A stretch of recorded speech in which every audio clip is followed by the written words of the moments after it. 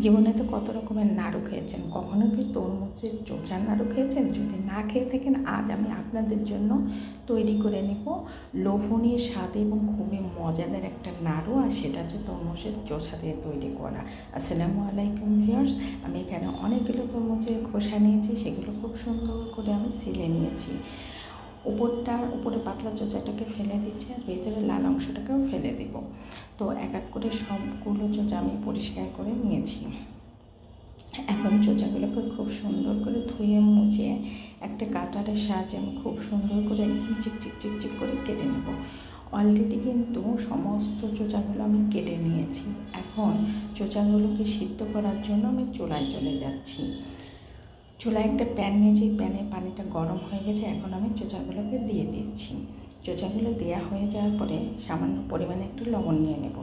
লবণ দিয়ে চোচাটাকে 80% সিদ্ধ করে নেব। 80% সিদ্ধ হয়ে গেছে। এখন আমি চুলা থেকে নামিয়ে নিচ্ছি।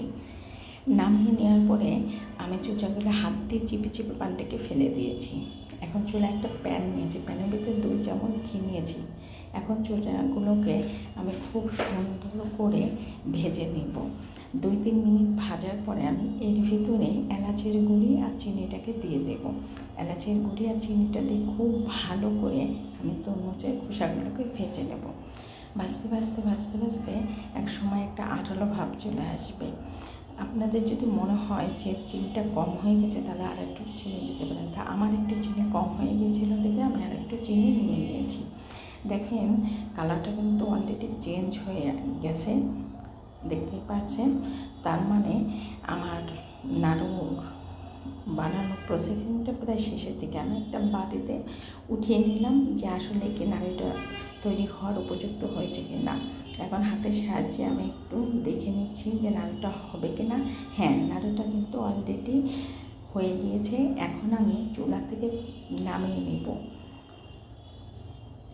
নিয়েছি। একটা প্লেটে আমি ঢেলে নিয়েছি।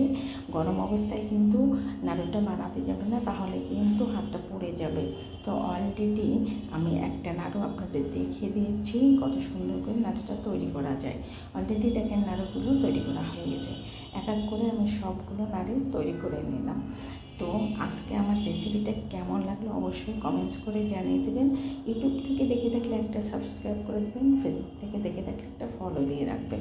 তো খেতে কিন্তু সেই দুর্দান্ত ছিল। আমি একটু ভিতরটা ভেঙে দেখেন ভিতরটা ভেঙে দেখিয়ে দিচ্ছি কতটা সুন্দর আর লোভনীয় হয়েছিল। একদম খেতে কিন্তু মোরব্বার মতোই হয়েছিল। তাই ইউনিক রেসিপিটা কেমন লাগলো, তাই পর্যন্ত সবাই ভালো থাকবেন। নেক্সট ভিডিও নিয়ে সামনে হাজির হবো। আল্লাহ হাফেজ।